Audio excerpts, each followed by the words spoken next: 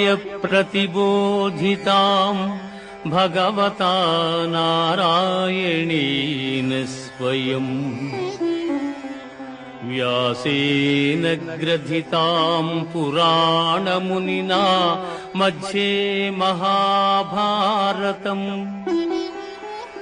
अद्वैतामृतवर्षिणीम् भगवतीम् अष्टादशाध्यायिनीम् अम्बा त्वामनुसन्दधामि भगवद्गीते भवद्वेषिणीम् भगवद्गीते भवद्वेषिणी। భగవద్గీత మహాభారతము యొక్క సమగ్ర సారాంశము. భక్తుడైన అర్జునునకు అనర్చిన ఉపదేశమే గీతా సారాంశము. భారత యుద్ధము జరగరాదని సర్వవిధములా భగవానుడు ప్రయత్నించెను. కాని ఆ మహానుభావుని ప్రయత్నములు వ్యర్థములాయను. అటు పిమ్మట శ్రీకృష్ణుడు పార్థునకు సారథి అయి నిలిచెను.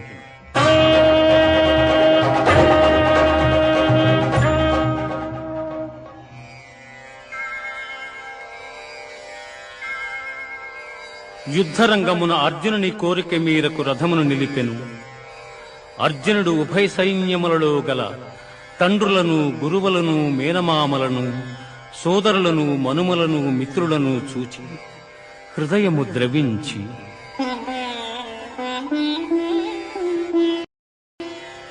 నకాంక్షే విజయం కృష్ణ నచ రాజ్యం సుఖాని చ కిం నో రాజ్యేన గోవింద కిం భోగైర్జీవితేన వా కిం భోగైర్జీవితేన వా.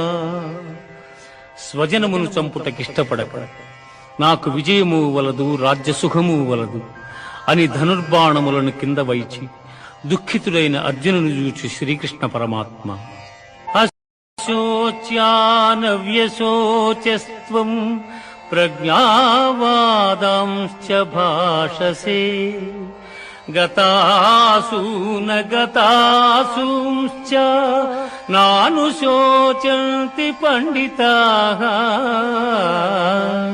నానుశోచంతి పండితాః. దుఃఖింపతగని వారిని గూర్చి దుఃఖించుట అనుచితము.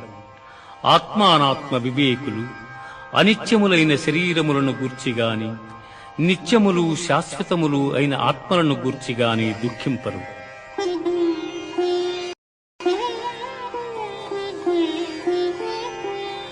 దేహినోస్మిన్ యథా దేహే కౌమారం యవ్వనం జరా తథా దేహాంతర ప్రాప్తిః ధీరస్తత్ర న ముహ్యతి. జీవునకు దేహమునందు బాల్యము, యవ్వనము, ముసలితనము ఇట్లు మరొక దేహమును పొందుట కూడా అట్లే. కనుక ఈ విషయమున ధీరులు మోహమునొందరు.